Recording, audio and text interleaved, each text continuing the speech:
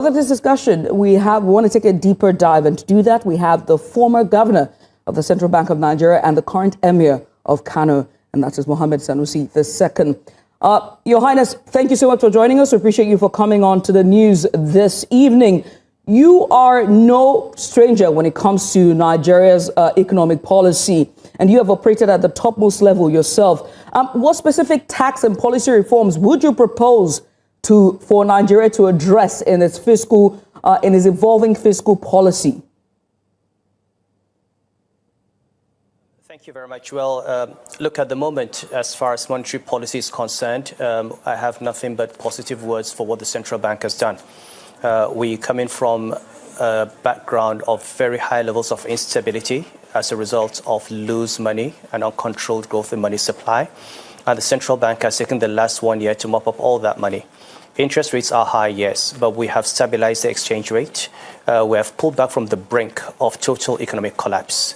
Inflation is coming down. It's still at 20%, still very high, but it's coming down from the very high levels of a few years ago. We have built up reserves to over $40 billion.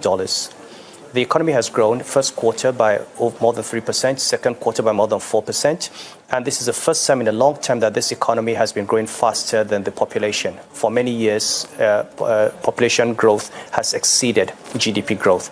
And this in a time when oil price has been moderate. So in terms of monetary policy and stability, I have nothing but commendation for the government. On the fiscal side, we have had an improvement in revenue to GDP ratios, an improvement in debt service ratios, a contraction in the deficit, and these are positive steps. But we still have a long way to go. I mean, I would like to see a better look at fiscal expenditure. We're still spending too much money on government, on the cost of governance, too many political appointees, too many officers.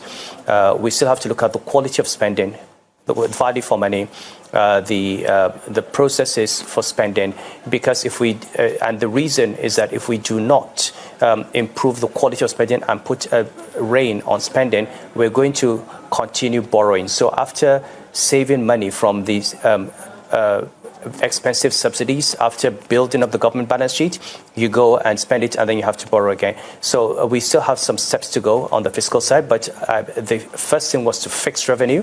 And I think with the tax reforms and with what we've seen so far, the fiscal side is on its way. Structural reforms take longer.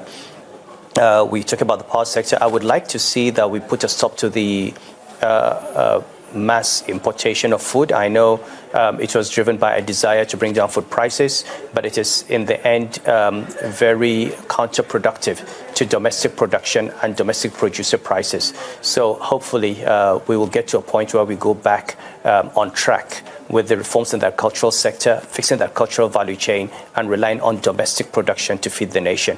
But all in all, I think I would say 70 to 80% of what the government has done and the direction it is on, I support.